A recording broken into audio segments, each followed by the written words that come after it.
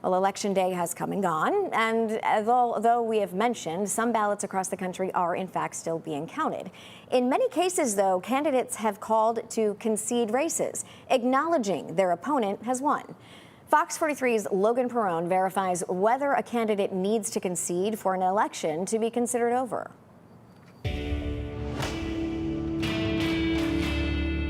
At around 1:30 a.m. the day after the election, the Associated Press called Pennsylvania's Senate race for Democratic candidate John Fetterman.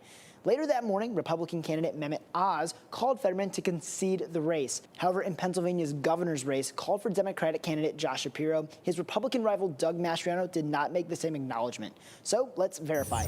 Does one candidate have to concede to another for a race to be over? Our sources, the National Conference of State Legislatures, and Dr. Stephen Medvick, professor of government at Franklin and Marshall College.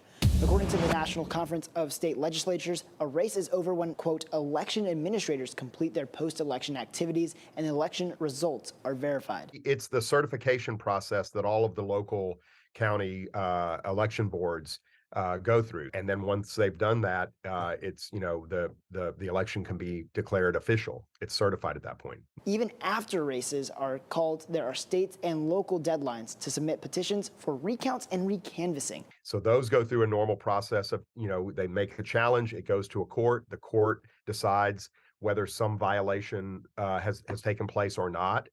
But once they've run out of those challenges, that's when the elections are official.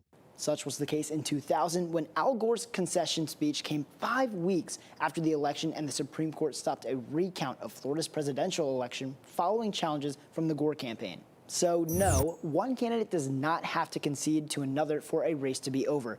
If they don't do that, it doesn't stop the winner from taking office.